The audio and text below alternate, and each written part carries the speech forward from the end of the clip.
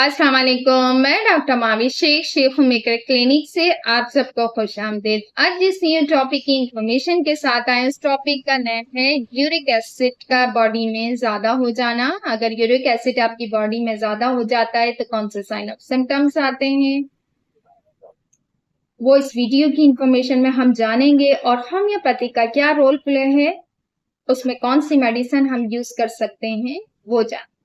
Sheikh Homi care channel को subscribe नहीं करा तो सब्सक्राइब कीजिए, लाइक कीजिए, इन्फॉर्मेशन को शेयर कीजिए। स्टार्ट लेते हैं अपनी वीडियो का कि अगर कोई भी पेशेंट आपके पास आता है और उसकी बॉडी में यूरिक एसिड की ज्यादती हो रही है तो वो आपको कौन सी कंप्लेन मेजर करेगा।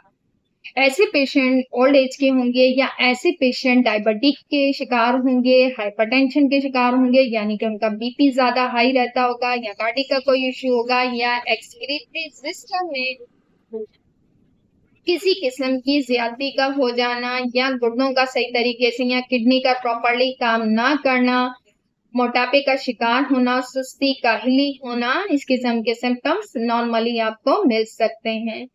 बात दरअसल ये होती है कि अगर किसी भी पेशेंट को यूरिक एसिड का शिकार हो रहा है या उसकी ज्यादती हो रही है तो इसके साइन ऑफ सिम्टम्स ये होंगे कि उसकी बॉडी में, उसकी जॉइंट्स में उसको सिवियर पेन होना शुरू हो जाएगा। सेकंड, उसको ये होगा कि उसके जॉइंट्स में उसको रेडनेस बहुत ज्यादा हो सकती है, उसको स्वेलिंग हो सकती है, इतना शिद्दत का पेन होता है कि वह नॉर्मलाइज्ड में काम नहीं कर सकेगा, उसको तकलीफ इतनी ज्यादा होगी।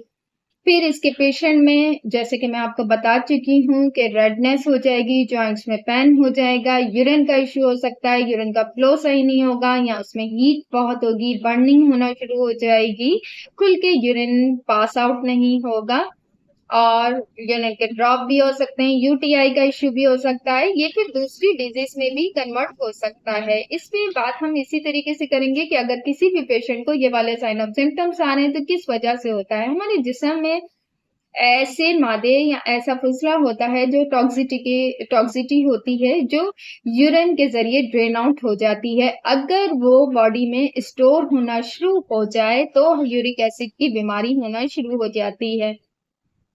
जब यूरिक एसिड सही तरीके से एक्सक्रीटरी सिस्टम के थ्रू यूरिन के जरिए खून में से ड्रेन आउट होके बाहर नहीं निकलेगा तो वो ब्लड के अंदर स्टोर होना शुरू हो जाएगा और स्टोर होने की वजह से ही हमें ये सिम्टम्स आना शुरू हो जाएंगे। अब इसमें बात हम कर रहे हैं होम्योपैथी की कि होम्योपैथी का रोल प्ले क्या है। अगर कोई भी पेशेंट आपके पास आएगा तो फर्स्ट हम ये देखेंगे कि पेशेंट की एज कितनी है। आजकल जो जितने भी पर्सन्स हैं, जितने भी लोग हैं, वो अक्सर औकात, जैसे अब बकरा ईद गई है तो इसमें हाई प्रोटीन का इस्तेमाल करते हैं, ज्यादा गोश्त खाने का इस्तेमाल करते हैं, कोलेस्ट्रॉल का ख्याल नहीं रखते, एक्सरसाइज नहीं करते, पानी का इंटेक कम करते हैं बॉडी में। तो इस किस्म की चीजें हमारी बॉडी में ही रह जाती हैं, टॉक्सिटी नहीं निकलती है तो ये डिजीज हो जाती है। अब इसमें ये है कि आपने पेशेंट की एज देखनी है, उस कौन सी डिजीज में है, किसी क्रॉनिक डिजीज में तो नहीं है, कोई एक्यूट डिजीज में तो नहीं है।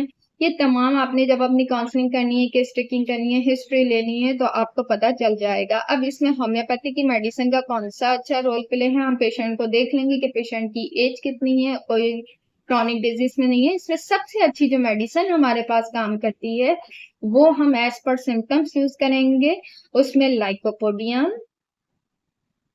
लाइकोपोडियम है, इसमें हमारे पास कॉल्चिकम है, हमारे पास इसमें आर्निका यूरिनिस है, हमारे पास हम एज पर सिम्टम्स मेडिसिन को यूज करवाएंगे। एपिस्मिलेफी का, इसमें हम पेशेंट की एज को देखते हुए ही यूज करवाएंगे कि पेशेंट को इश्यू क्या हो रहा है, सिम्टम्स कौन से आ रहे हैं, उसके हिसाब से हम मदर टिंचर में, लो पोटेंसी में, हाई पोटेंसी में यूज करवा सकते हैं। रेट्स इंशाल्लाह जल्दी क्योरेबल हो जाएगी। इसी के साथ हम इजाजत चाहेंगे। कोई इन्फॉर्मेशन चाहिए कमेंट्स कर सकते हैं और अपनी राय दे सकते हैं। इजाजत चाहूंगी। Next topic, next video, next information के साथ मुलाकात करेंगे। Doctor Mavi Shaikh homemaker clinic का। अल्लाह हाफिज।